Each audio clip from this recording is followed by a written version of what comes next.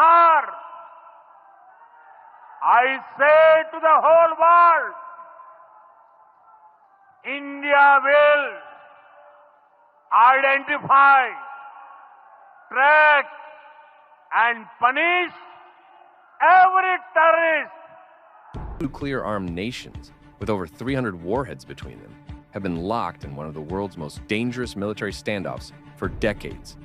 And they used to be the same country less than a century ago.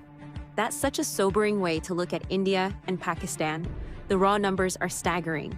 India's military is more than twice the size of Pakistan's, with 1.4 million active personnel. Well, here's what fascinates me about their military dynamics. Pakistan has completely adapted its strategy, knowing it's the smaller force. They've developed this incredibly sophisticated approach based on mobility and rapid response, especially along that contested Kashmir border. And their nuclear strategies are totally different too, aren't they? Even though they have almost the same number of warheads. Exactly. And this is crucial to understanding the whole situation. India maintains this credible minimum deterrence policy, while Pakistan has developed what they call full-spectrum deterrence, including tactical nuclear weapons.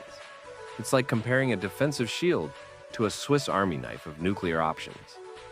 So let me ask you this, with India's economy being 10 times larger than Pakistan's, how does Pakistan manage to maintain military parity? That's where it gets really interesting. Pakistan has essentially turned to strategic partnerships, especially with China, to level the playing field.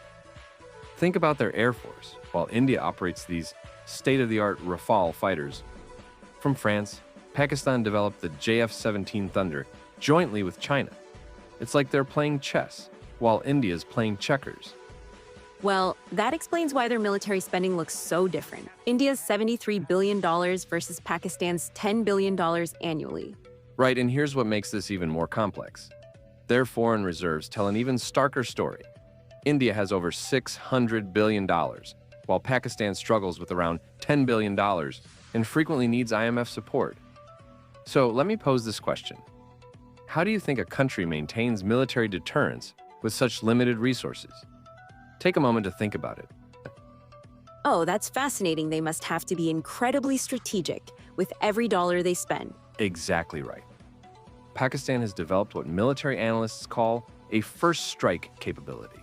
They're essentially saying, we can't win a long war, but we can make starting one incredibly costly. Now, here's another question to consider. What happens when you add climate change and water scarcity to this mix? Think about that for a moment. You know, that adds a whole new dimension to their conflict. They're not just dealing with military tensions, but existential environmental challenges too. And that's what makes this situation so unique in global politics. Despite all these tensions, both sides have developed these unwritten rules of engagement. It's like a dangerous dance where both partners know the steps but can't stop dancing. Though those occasional skirmishes must keep everyone on edge. Well, let's wrap this up with what might be the most important takeaway: military power, whether conventional or nuclear, can't resolve their fundamental disputes. Only diplomatic solutions have any chance of creating lasting peace. But given their history and the deep-rooted nature of their conflicts, especially over Kashmir, finding those diplomatic solutions seems as challenging as ever. You know what's really interesting, though? These growing challenges like climate change and water scarcity might actually force them to cooperate. Sometimes the biggest threats can create the most unlikely partnerships. Their shared future might literally depend on it.